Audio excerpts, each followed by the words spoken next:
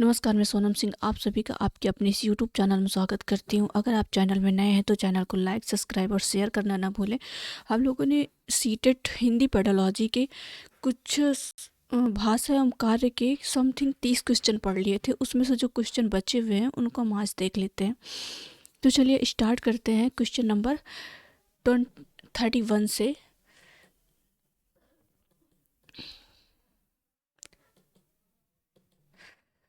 Question number 31 कहता है, भाषा सीखने में बातचीत का इस रूप में सर्वाधिक महत्व है कि ऑप्शन ए है, इससे बच्चों का अच्छा समय व्यतीत हो जाता है।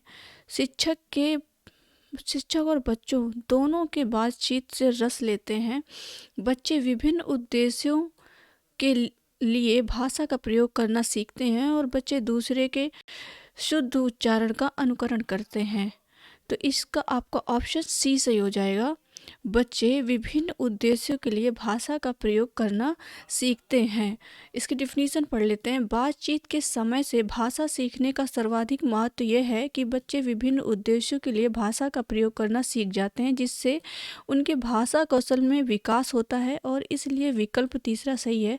अन्य विकल्प अर्थपूर्ण नहीं है। क्वेश्चन नंबर 32 कह रहा है, भाषा सीखने के संबंध में कौन सा कथन सही नहीं है।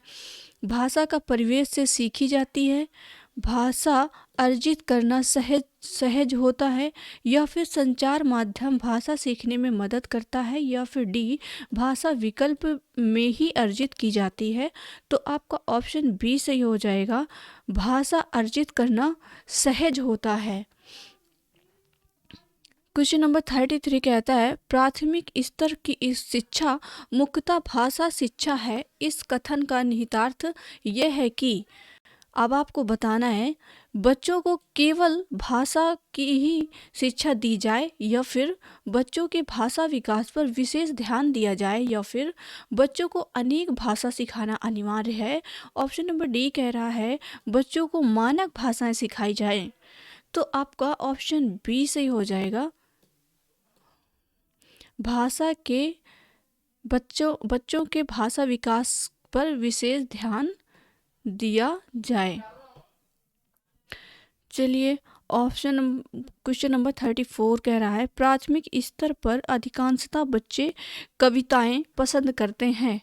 अब ये जो खाली स्थान है यहाँ पे आपको भरना है और बताना है कि क्या पसंद करते हैं, छोटी कविताएं, या फिर वीर रस की कविताएं, या फिर नैतिक मूल्यों की ओतप्रोत कविताएं, या फिर लयपूर्ण कविताएं। तो बच्चे लयपूर्ण कविताएं पसंद करते हैं। ऑप्शन नंबर डी सही हो जाएगा आपका। चलिए कलर चेंज कर लेते हैं। क्वेश्चन नंबर 35, बच्चों के बोलना सीखने के संदर्भ में कौन सा कथन सही है। ऑप्शन नंबर ए है, बच्चों के सुनने और बोलने के अधिक से अधिक अवसर देने चाहिए। तो आपका यही सही हो जाएगा, बच्चों को सुनने और बोलने के लिए अधिक से अधिक अवसर देना चाहिए। क्वेश्चन नंबर 36 कह रहा है, भाषा शिक्षण को संदर्भ में रखकर देखने की आवश्यकता है। तो भाषा शिक्षण को ये खाली स्थान है, यहाँ पे बताना है नैतिक या आर्थिक या सांस्कृतिक या बहुभाषी। तो बच्चों के भाषा शिक्षण को बहुभाषी संदर्भ में रख करके देखने की आवश्यकता है। भाषा शिक्षण को बहुभाषी संदर्भ में रख करके देखने की आवश्यकता है। क्षेत्रीयता आदि की भावना में मुक्त होकर जब हम भाषा पर विकास केंद्रित करते हैं तो वह समृद्धशाली बहुभाषी परिवेश उपलब्ध कराता है, जो कि भाषा विकास की सर्वोत्तम स्थितियों में से एक है। क्वेश्चन नंबर 37, भाषा और लिपि के संदर्भ में कौन सा कथन सही है। भाषा एक विशेष को एक लिपि विशेष में ही लिखा जा सकता है। भाषा की समृद्धि के लिए केवल लिपि ही उत्तरदायी है, या फिर ऑप्शन सी है, किसी भी भाषा को किसी भी लिपि में लिखा जा सकता है, या फिर ऑप्शन डी है, प्रत्येक भाषा के लिए एक निश्चित लिपि होती है। तो आपका ऑप्शन सी हो जाएगा। आप लोग बताइए कि ऑप्शन कौन सा सही होगा?